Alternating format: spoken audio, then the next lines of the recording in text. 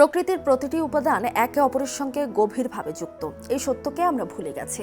শহরে জলাশয় কমে যাওয়া, নগরীর আশেপাশে খাল বিল ভরাট হওয়া, শহরের তাপমাত্রা বৃদ্ধি কিংবা ভূমিকম্পের ঝুঁকি সবই একই সুতোয় গাঁথা।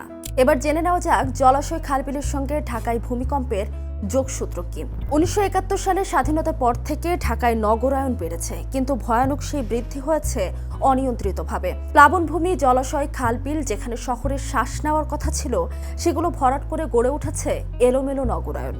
2008 সালের এক গবেষণা বলছে 1967 থেকে 2008 সালের মধ্যে ঢাকা হারিয়েছে প্রায় 33% জলাশয় ও প্লাবনভূমি। আরও উদ্বেগজনক তথ্য হলো, এই দখলকৃত প্লাবনভূমি ও জলাভূমি ভরাট করে তৈরি হওয়া ভবনগুলো ভূমিকম্পের সবচেয়ে বেশি ঝুঁকিপূর্ণ। চলুন এবার জেনে নেই যেভাবে ফাঁপা হচ্ছে শহরের মাটির স্তর। জলাশয় এবং খালবিলের দখল ও দূষণ শুধু পরিবেশের ক্ষতিই করছে না, পাশাপাশি নগরবাসীর সুপেয় পানির সংকটও ভয়াবহভাবে বাড়াচ্ছে। ঢাকা ওয়াসার দুটি ওয়াটার ট্রিটমেন্ট প্লান্ট শহরের পানির মাত্র 20% চাহিদা পূরণ করে। বাকি 80% নির্ভরশীল ডিপ টিউবওয়েল অর্থাৎ ভূগর্ভস্থ পানির উপর। 2022 সালে গণমাধ্যম নিউ এজের এক প্রতিবেদনে বলা হয়েছে, ঢাকায় ডিপ টিউবওয়েলের সংখ্যা প্রায় 940টি। এর ফলে প্রতি বছর গড়ে 3 মিটার করে নিচে নেমে যাচ্ছে ভূগর্ভস্থ পানির স্তর।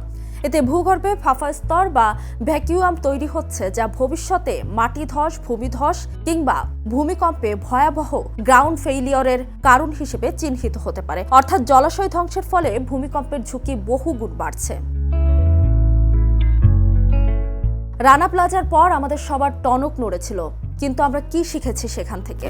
2013 সালে রানা প্লাজা ধসের পর ভবনের সুরক্ষা নিয়ে আলোচনা হয়েছে ঠিকই, কিন্তু ভূমিকম্প প্রতিরোধ নিয়ে জাতীয়ভাবে কোনো কার্যকর পদক্ষেপ এখনো নেওয়া হয়নি। 2022 সালে রাজুকের ভূমিকম্প জরিপের ফলাফল ছিল ভয়াবহ।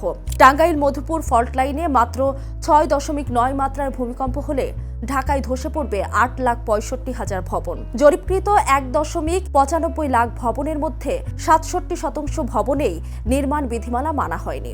ঢাকাকে রক্ষার একমাত্র পথ জলাশয় সংরক্ষণ, খালবিল পুনরুদ্ধার, ডিপ টিউবওয়েল নিয়ন্ত্রণ, কঠোর বিল্ডিং কোড, ভূমিকম্প সহনশীল নগর উন্নয়ন।